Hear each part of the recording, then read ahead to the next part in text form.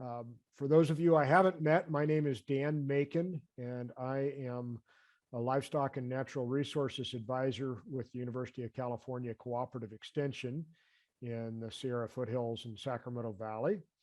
And because there's still a few hours in the day that I don't do that job, I've also got a small scale commercial sheep operation. So really glad to see so many folks interested in sheep tonight. And I think we've got a good webinar put together for you. It's probably works best for everybody while we're having the panel discussion and doing our slides to mute yourself and to mute your video. But we'd sure want you to come back on with video when we get to the question and answer portion of the of both talks. And we will take a break about halfway through, so I won't make you sit and watch video for 2 hours straight tonight. I am recording this, and we will post recordings of both sections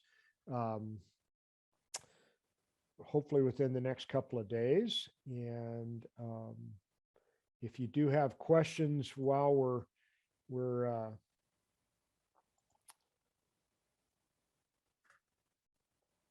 going through this, if you can put them in the chat, I will be monitoring the chat, and we'll share questions with our speakers, and then we'll also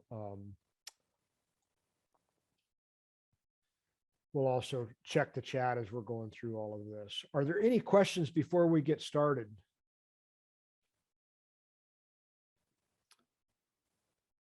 And can everybody see the agenda here? Ryan or Nathan, can you see the agenda? Yeah, Dan, I can see it. Great. Okay.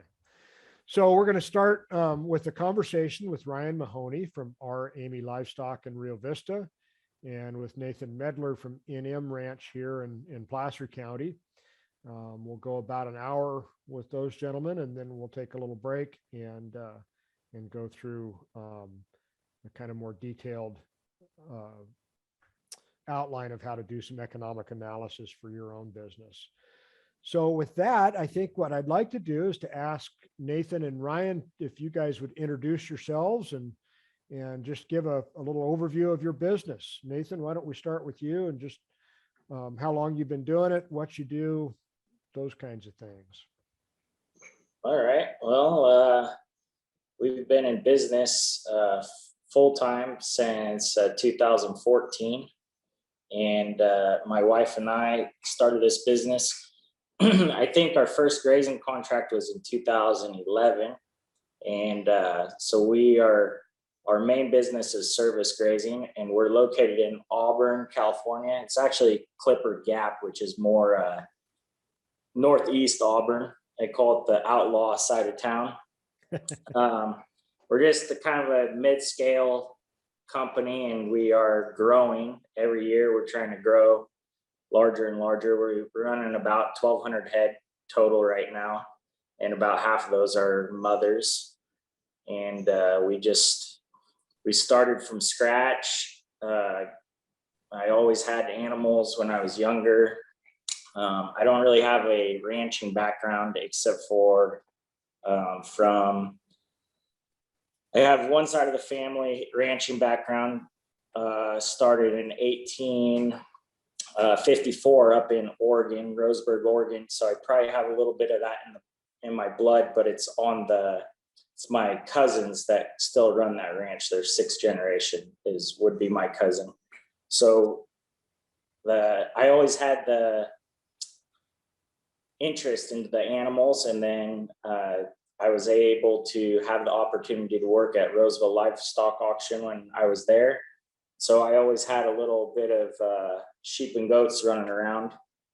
And when I was working dirt work, moving a lot of dirt, doing some construction, when we slowed down, I probably had anywhere between 40 and 80 head at any given time.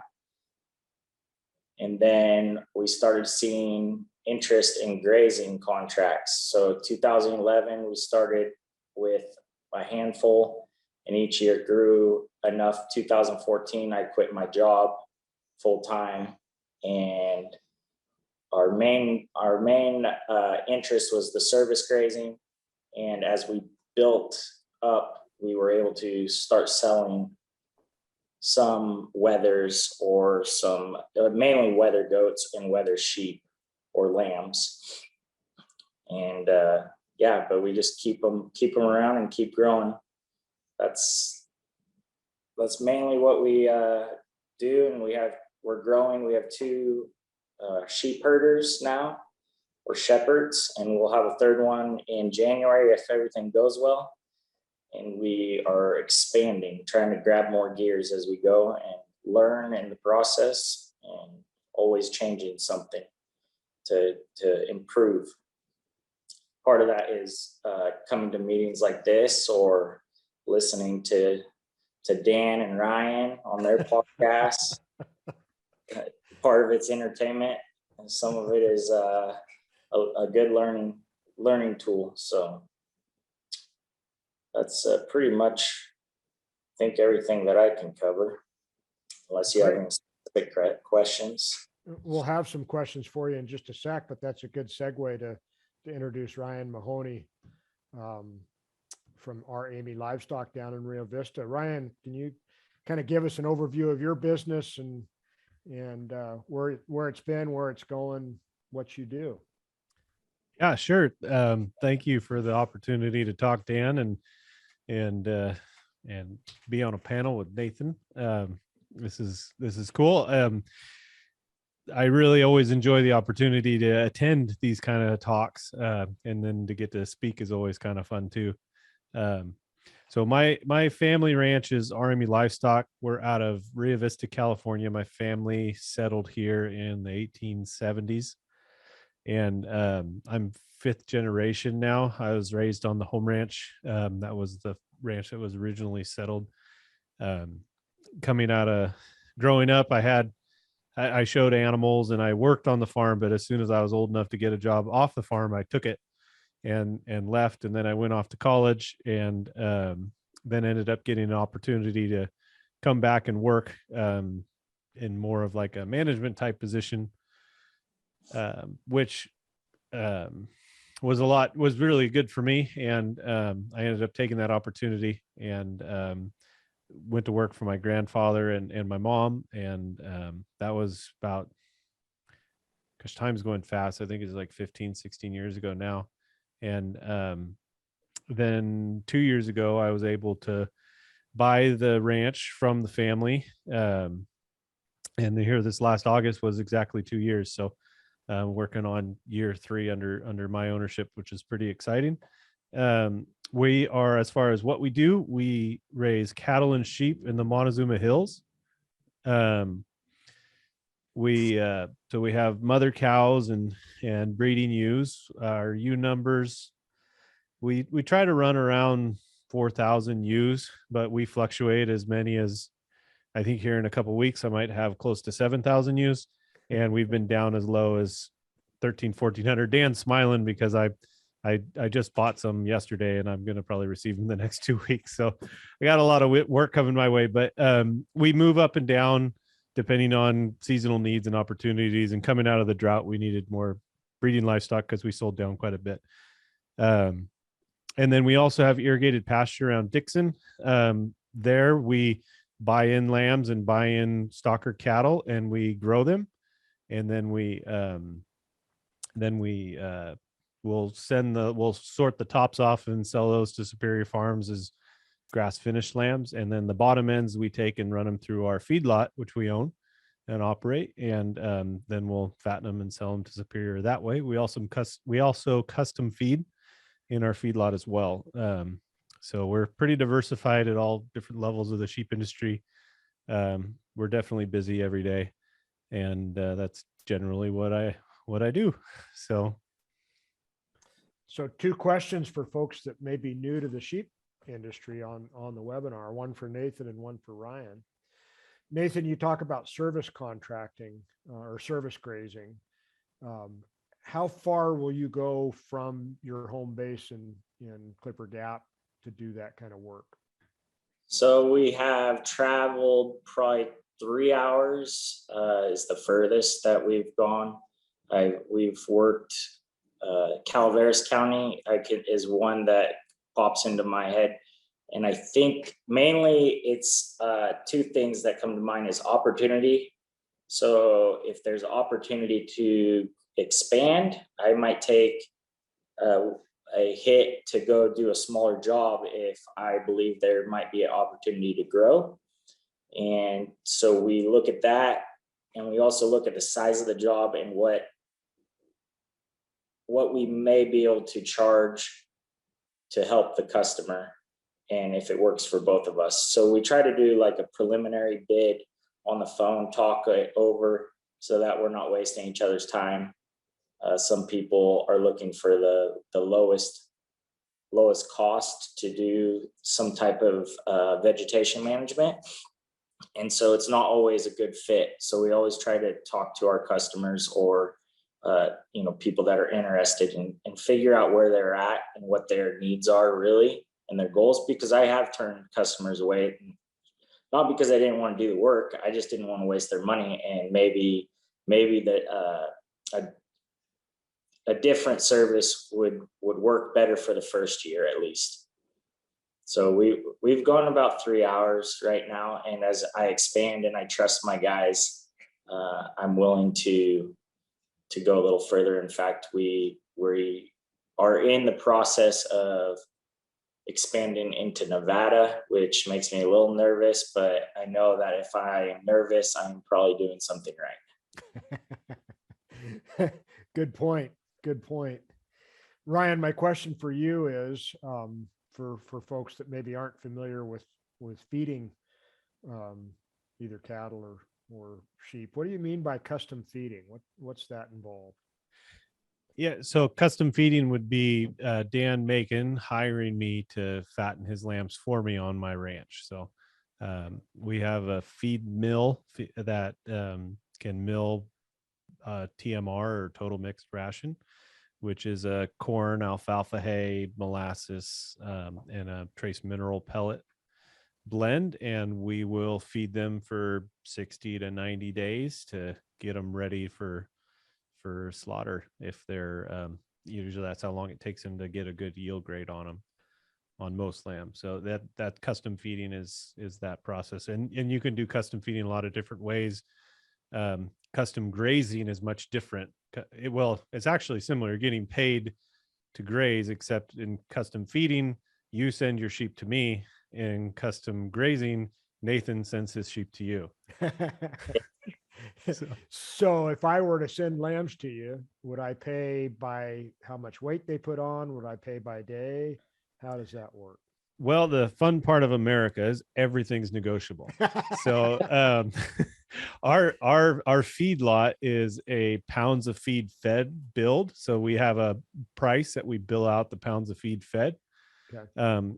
But I have lambs that we sent down to Imperial Valley, to the alfalfa fields down there, and we're paying the grower down there ahead of day rate, okay, which is different than total pounds of feed fed, and they're grazing alfalfa fields.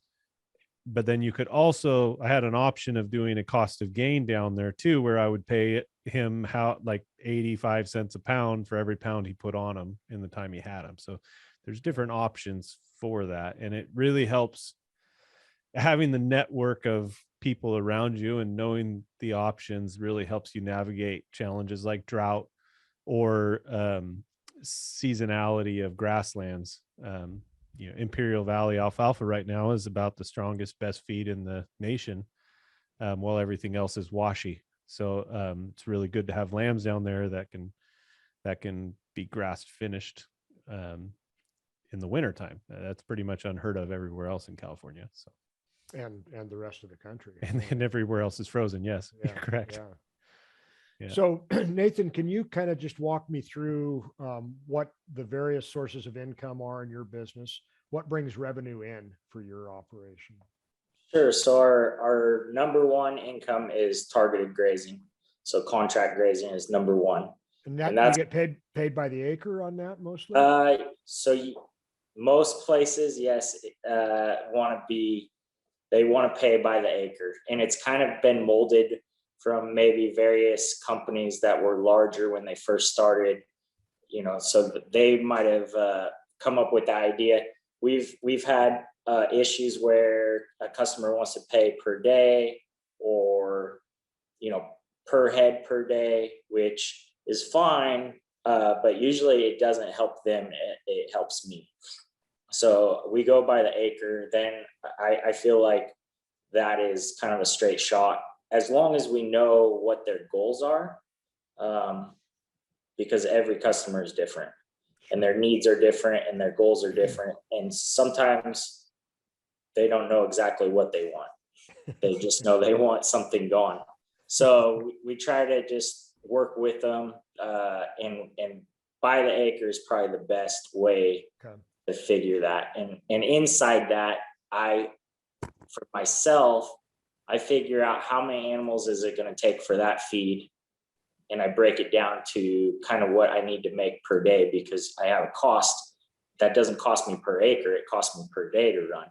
So it's kind of a little bit of equation for a per day for me, but it turns into a per acre for the client. We'll hold on to that thought, because I think the expense piece of it's really important. What are the other sources of income in your business? We have our culls that use and does that don't work out for whatever reason.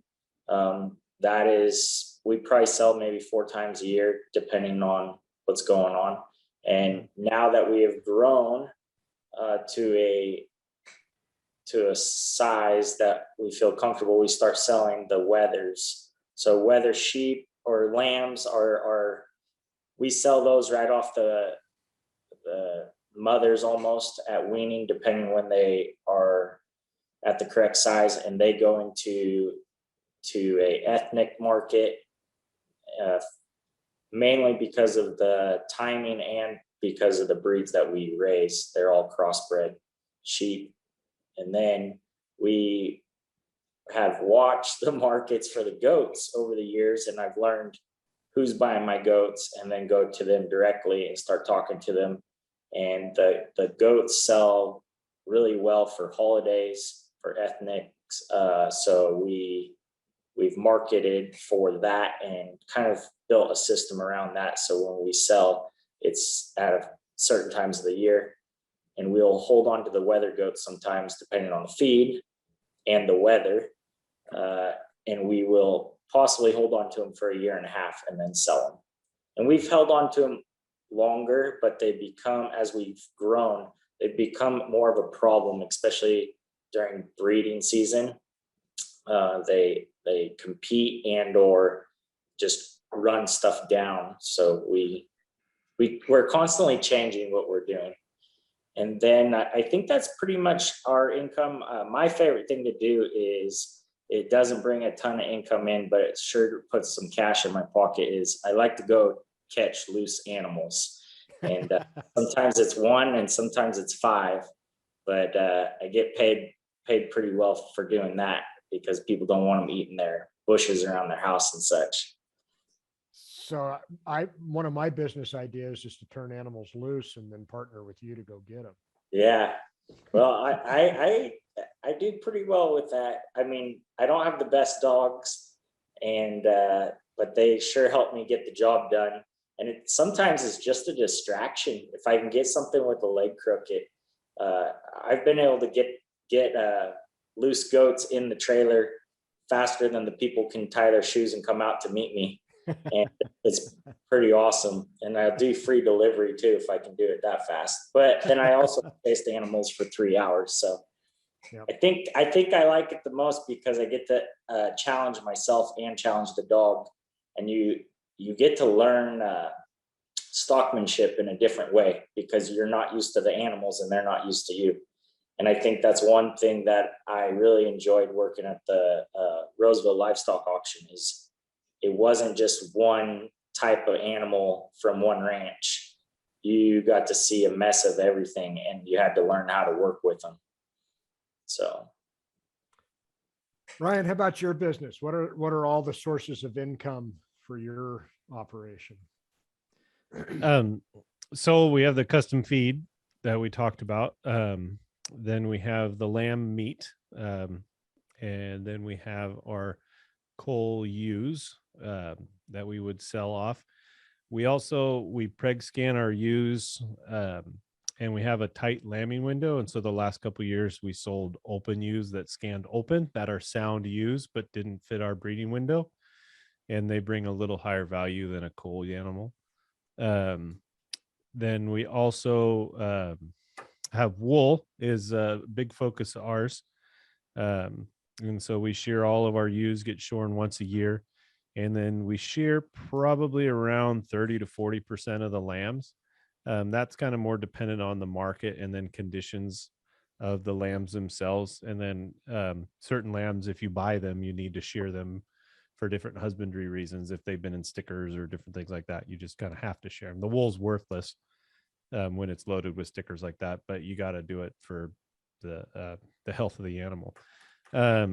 And then on our cattle side, we have the most of our calves get sold to feedlots after they've been backgrounded on our irrigated pasture.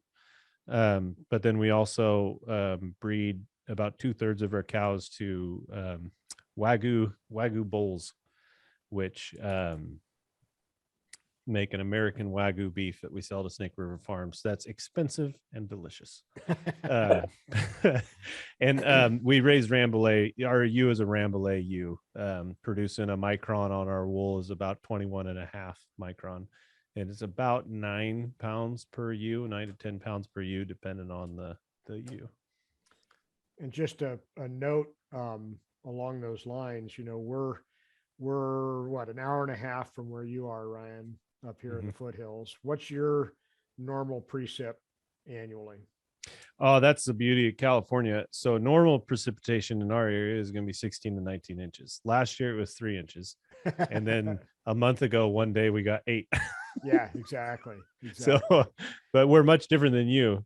And here in Auburn, our normal, if we ever have a normal year, is 30 to 32 inches. And so typically we're too wet to run those fine wool sheep up here. And just in that hour and a half distance, 90 miles or so, there's that much variation in climate that changes kind of the approach that we take with our sheep.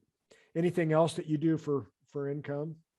The one other side deal that we do is I shouldn't. This is kind of a neat little added value program that we got, but we have every hospital in the world needs blood, little plates to grow out. If you have an infection, they grow out the bacteria in animal blood to do it. And we have donor sheep that donate lamb's blood, and we sell it to a company that makes the plates and exports them all over the world. And so I can't remember what the exact number is, but if you go to a hospital almost anywhere in the US, Canada, Europe, Germany, like Western Europe and Japan, you got like a pretty high % chance that if you're getting tested for an infection, that infection got grown out in a plate made by sheep that donated blood from Mahoney Livestock, which is kind of cool little side deal. But that has a whole set of husbandry challenges that you have to work on there, but it does work really well for us. So I'm going to jump off our list just a little bit, because you've both talked about various enterprises that you've got, business decisions that you've made recently. How do you evaluate a new opportunity in your business, Ryan? Maybe I'll start with you this time. What kinds of preparation steps do you go through to look at a new opportunity? Sure. The number one thing you need to have a good relationship with your team. That includes employees that work under you, employees that work with you, and people that work above you and around you. So you need to have a good group of people around you that you trust to do what needs to be done, and be able to be honest with you about what's going on the ground, so you know what's going on at all levels. Nathan alluded to that when he mentioned, like, the more you trust the herders, the further out they can go, kind of thing. It's the same thing when you're evaluating a new opportunity. You have to be super realistic about your ability to run this opportunity and commit your hours and not take away from what's already happening. And so we're always looking for something that's complementary to our operation. I mentioned we bought some ewes. So I can just kind of go through that process because we're doing it right now. So we were blessed with exceptional rains that one day, and then we've had great weather since, but that created good soil moistures and the conditions to grow some of the best feed we've maybe ever had. And we were destocked because of the drought going into this. So we're about 20% down on our cow numbers, and maybe only about 5 to 10% down on our sheep numbers, but the feed flush is phenomenal and it's really strong sheep feed. So we've kind of had our eyes out for a good opportunity to buy some ewes. And the opportunity came across the desk. So then the price came to us. We first looked at the number of sheep, did a quick analysis of our inventories and see if we can handle them. And then we decided we could handle them, but then also made a backup plan to get rid of a third of them if we can't handle them. So you think you can do it, you get them, and what do you do if all of a sudden you get them on the ground and you're in a mess and you need to get rid of some? You have to have a way to mitigate that a little bit. So it's always important to make a plan and be very confident in that plan, but then also have that backup plan. And then once you know you can use them, then you look at the cost analysis on it. And we do a whole bunch of different exercises. The first thing, I have a guy that I work closely with, John Kidwell, producer on the podcast, and he'll do an economic analysis of the purchase, and I'll do an economic analysis of it. And he's kind of more trained in kind of business. He's an ag business major, and he's trained in more of the accounting school, the traditional accounting school. So he'll come up with a kind of a classic net present value type evaluation. And then I'll do kind of more of a cowboy analysis. And we take them, and today we sat down and we put them next to each other, and we picked both of them apart, adjust them, and weakened and strengthened them, both of them, to see if the deal was now, still worth doing. So then now, once you look at those two on just the deal itself, then you look at it, how it affects your operation as a whole, and then you make sure you have enough money to do it. And if you have to borrow money, you make sure you add all those costs in, and then you execute it, and you work. But you always got to have 2 or 3 ideas on what you're going to do if things go wrong, and you always have to budget in ranges, not budget to precision, because if you try to budget the purchase of 10 ewes out, you're going to be wrong a year from now. But if you budget in a range, and especially if you use the conservative numbers, you'll have a lot more understanding of where you're going. So it's a really long-winded answer, No, but that's great. That's generally how you do it. Just break it down multiple ways, look at it different days, and then do it and put in the work. Nathan, how about you? What are some of the things that you do to evaluate a new opportunity? So we always have goals set and kind of a vision for where we're headed. And so if the opportunity comes along, I want to make sure it's not going to derail me too far off of that, because there's so many opportunities that come your way. You can make money, but is it really going to help what your real goal is? And my always change, and things always change. Our environment always changes. So it could, maybe it would work in 2 years from now, but right now, is it going to be when we need it? So that's number one for us, is if it's going to meet our vision at the time. And then second of all, if I have enough help employees, because first I was the shepherd for a long time. It seems like I think I had 4 years by myself, pretty much living in a camp trailer sometimes when I needed to, or my wife was living with us or with me in the camp trailer, a couple dogs outside, and going from job to job. So definitely, if I can have employees help me, that lifts a huge load. And they have to be willing to, like Ryan was saying, they have to be willing to go into this new enterprise or opportunity, because if they don't have a good attitude towards what we're doing as a whole, one guy can bring down the whole opportunity in a bad way, or at least derail it temporarily.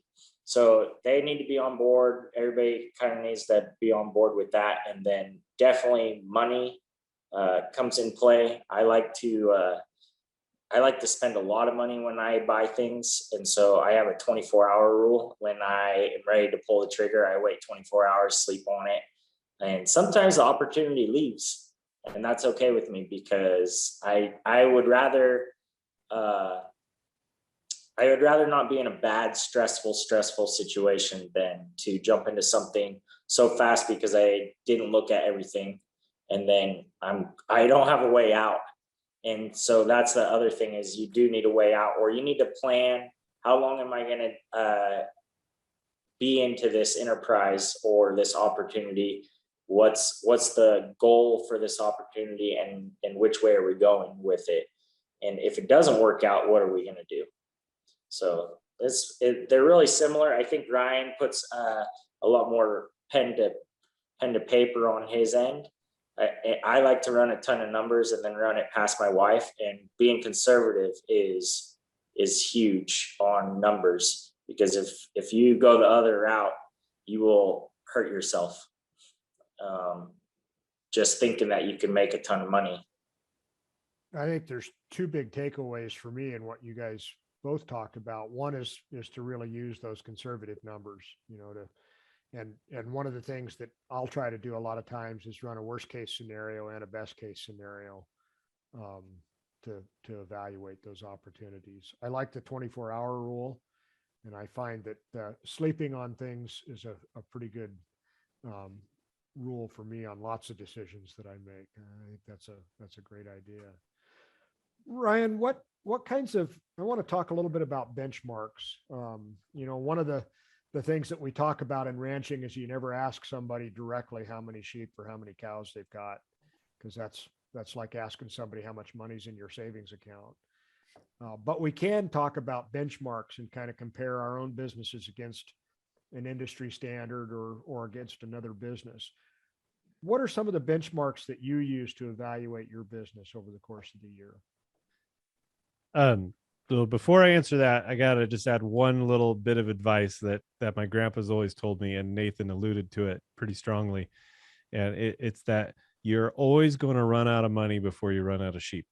Because there's so many sheep out there. There's so many opportunities. And to Nathan's point, like, yeah, one passes you, there's going to be another one. It might be 1 month, might be 8 months, might be 3 years, but you will always run out of money before you run out of sheep. So it's a very good rule of life. I enjoy that. So as far as benchmarks, I think the worst thing anybody can do is make their benchmarks a number of sheep. Like, I want to have 10,000 ewes. I want to have 5,000 ewes. I think it's really important but it's also really important to push your production. So we like measuring things like pounds produced per acre, or lambs born per employee or labor unit. So it's really important to push production numbers, but it's very important. Like, if your ranch can only hold 3,000 ewes, you shouldn't strive to have 5,000 ewes just because it's a nice round number. You need to run 995 ewes because that's what that land base supports. And once you're, those numerical type things, those tend to add ego into your decision making, and that creates emotional decision making, which oftentimes can make bad decision makings because you'll ignore some of the more raw factual data that's telling you not to do something. Pounds produced per acre is a big one for us. Pounds produced per ewe is a good one. We don't use that much, but I do like that number quite a bit.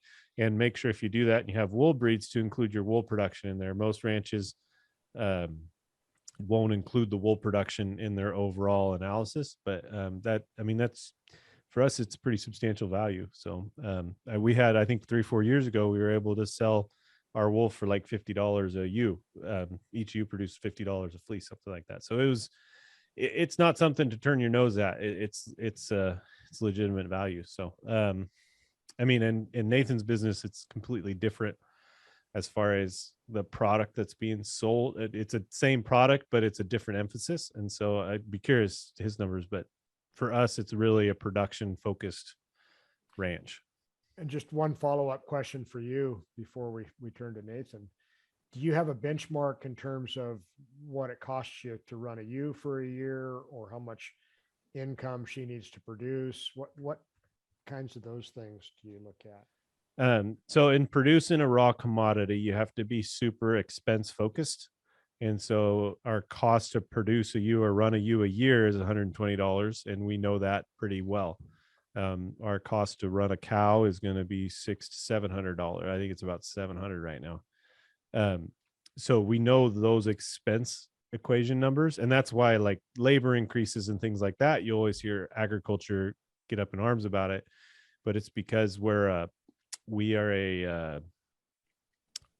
selling a wholesale commodity, but producing it through retail expenses. And so you really have to, the expense equation you can control.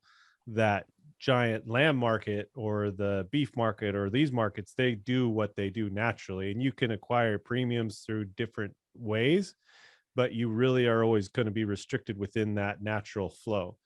And so you can control your expenses, so focus on those expenses and then sell at market is kind of how we look at things. Okay. And Bo, I see some of your information there. We'll come back to that. I want to ask Nathan about the benchmarks that you use for your business. What are the kinds of things that you analyze? Well, originally it was, when we started off, was growth. So try to get as many animals to make a full-time living, which in service grazing, you need to eat an acre, to get paid. So how many animals is it going to take to eat an acre to whatever the client wants? And that changes. So that was our main goal originally. And then we figured, 200 to 300 animals, adult animals, could eat an acre a day in our area, especially in the summer when it dries out. So that was like the benchmark to figure out how many animals do we need to eat or to have to eat an acre. That was our goal. And then from there, we wanted to just keep growing, because I mean, I can handle it and the guys can handle it. Why not? It's just a goal to grow, but the number necessarily wasn't a thing. How many head? We just need to know how much we could charge for an acre and how to scale that way. I'm just looking at some notes. Over the years, everything's changed. Our number one goal right now, or I shouldn't even say goal, benchmarks, animal health management. I love to change things around. If something's not working and I can identify that it's something else is not going to work, then we can switch it and do something better. Sometimes it doesn't always work, but we like to, the number one benchmark is our animal health improvement. And as we improve our animal health, our other areas like the meat market for the lambs and the wethers, that will improve. How do you measure animal health? What's a success? Well, so depending on how many problems we have through the year, what are our diseases or viruses and such that we're picking up along the way? That's one thing. How they're going into certain seasons, going into the grazing season, you have breeding season, then you have lambing season or kidding season, and then we go after weaning. They need to recoup to go start doing grazing. And we've changed. We used to kid out all our breed for springtime, kid out our goats. And I was having a real tough go when managing kids on jobs. I didn't like mother pairs on jobs. It hurt the female, and the babies weren't doing too well. So and they're harder to move, right? Yeah. Oh yeah. Because if you're, let's say you're moving 300 pair, you have to move them all in one day. Yeah. And in a timely fashion too, because you don't want to be letting out moms that don't have their babies onto a job, or vice versa, and then screaming and running around going through the electric net. So we switched. It took about 2 or 3 years to get the stinking goats to switch, and working with the vet, and that was very that we took a huge hit for that, to do that in 3 years, 2 to 3 years.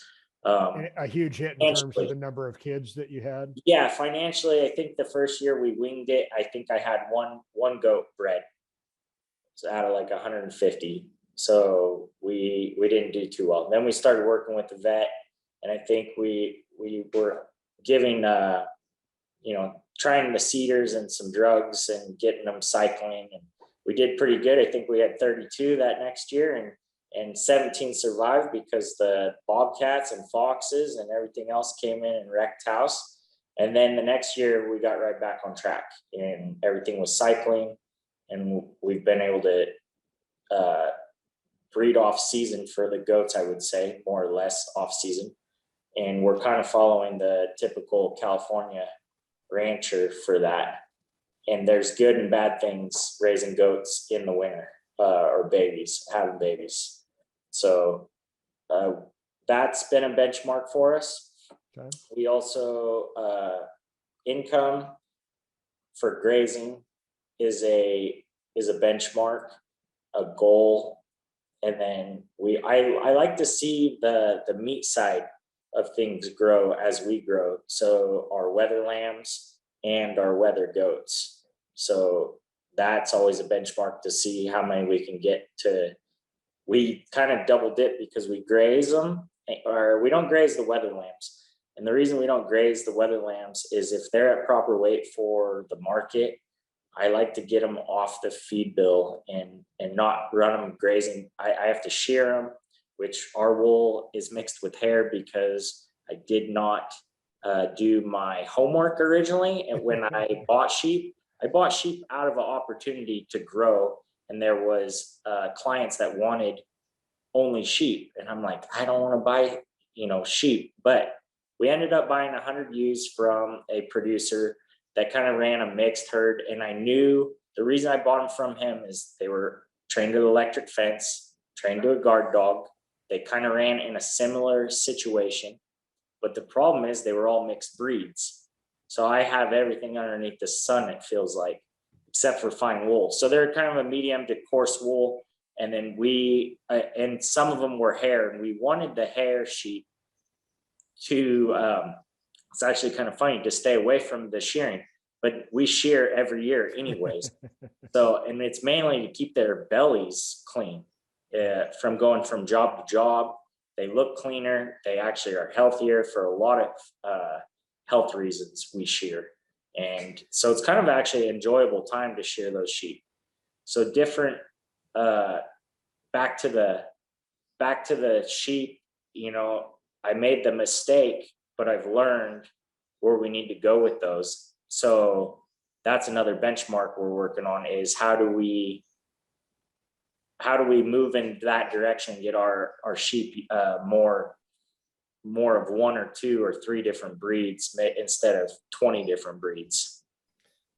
So I want to come back to a question that somebody asked in the chat, and I'll let you guys kind of define how you want to answer this. But how do you measure profitability? And what's your goal in terms of profit? Is it profit per female? Is it profit per acre? Profit per unit of labor? How do you kind of measure that? Ryan, how does that work in your operation? So I like to measure company profitability through the kind of the traditional methods of we want to see equity growth, positive cash flow for the year, and a positive taxable income, but we want the taxable income to be low if we can. But those are kind of the 3 metrics. Okay. And it is possible to have strong equity growth, negative cash flow, and taxable income. It's possible to have a huge taxable loss with positive cash flow and equity growth, and it's possible to have negatives everywhere. So we look at kind of the combination of those three from a company-wide standpoint. Then to kind of evaluate the processes of our company, we break things down into our feedlot as a division or a separate company. We look at that as a whole and what it contributes to the whole company. And it has its own budget and profit and loss statements and things. And then we have our irrigated pasture. We have that as its own operation. And then we have our rangeland as its own operation. So we kind of look at the three and see how they all contribute to our overhead. But because we're very fluid, we're a big operation as term as sheep numbers, but we're 25 guys, everybody's family. We all know each other, and we're, guys from up here helping guys down here all the time. So there's a lot of fluid movement in between, but we try our best to try to segment what we can to see profitability of different groups. One of the mistakes that I think we've made in the past that I hope we fixed is we used to try to segment out the sheep from the cattle, but we graze them together. And so we made a change about 10 years ago where we started measuring in that division, not by sheep and looking at just sheep production, and then looking at cattle production, and then arguing, should you get rid of all the sheep and only go cattle, or should you get rid of all the cattle and only go sheep? To, we have the sheep grazing on this land resource, we need to measure it by the resource production, not the species, because they complement each other so well. And if you got rid of the sheep, you might be able to make your sheep might not look good on your income statement, but if you take them away, they take a lot of value away from your cattle operation in both feed production, soil health, pasture diversity, parasite control, like all these other things. And it's additional revenue on fixed overheads. I get rid of the sheep and I have to let go of 2 employees, but I still have to rent all the same ground. I still have to do all the same work on all that stuff. So there's a balance there that I think you can get a little too segmented. And then as far as, I think there was a question about profit margin on there. Typical regular production agriculture margins, I believe, are 4 to 7%, depending on commodity, are kind of the national benchmarks. California, I think, is a little higher, but not a lot. And so, if we can get over 7% all in all taxable income, I think we're doing really well, which is really small compared to most industries. That shocks most people. And I think when you're operating at scale, that's how competitive agriculture is. And the example that we'll walk through later tonight is our very small scale business, right at 100 Ewes, and we'll kind of walk through how we measure profitability and what our expectations are in that regard. Nathan, I think we'll wrap up with your answer on the profit question. How do you measure profit and look at profit in your operation? Well, we definitely, we kind of go day by day, but when you're grazing 5 to 6 months out of the year, but you have to carry those animals for 365 days a year, you can't just base it off of a day to day. So if I base it off an acre, I would lose a ton of money. Some jobs you think you're doing well, and then it takes longer or something else. So let me ask that. So you're looking at how long it takes that group of animals to graze an acre. Yeah. So you're getting paid $300 for that acre.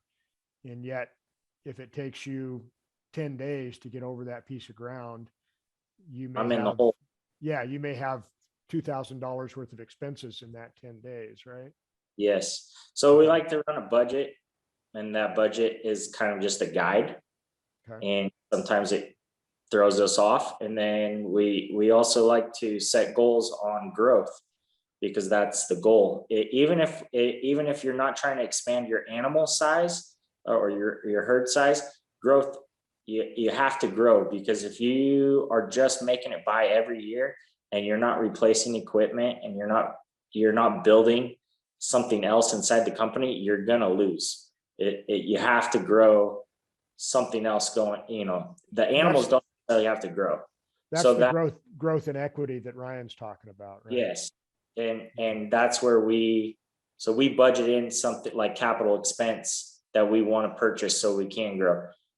And then we run those numbers, 4 times a year to see if we're on or off of our profitability. And we may have to make adjustments, either I need to go hustle some work and find more grazing. And part of that is getting guys to do my job so I can work in the business on the business instead of in the business. And so profitability, we know ahead of time what we need to hit and kind of go from there. And sometimes you're behind, but we do go off of cash flow because that's huge.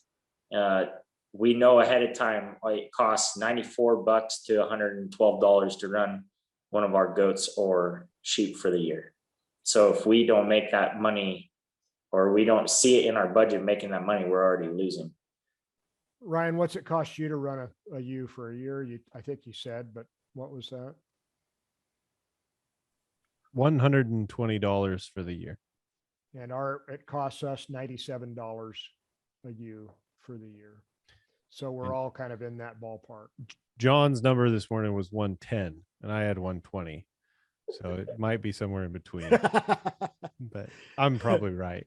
I would bet on it. I'm better at darts. So. We're coming up at 7:25. I'd like to open it up if anybody's got questions for Ryan or Nathan before we take a quick break. And Bo, we will get to many of your questions in quite a bit of detail as we go through the next section. But are there any other questions for these guys? Let's see. We just had one put in here. When you talk about equity, is that related to the value of the sheep or cattle, or is it combined with all the different part of the company's operations and the livestock? What do you mean by equity? Equity would be combined value of the company. So it's the simple way would be the assets minus the direct liabilities, which essentially is your retained earnings on a balance sheet.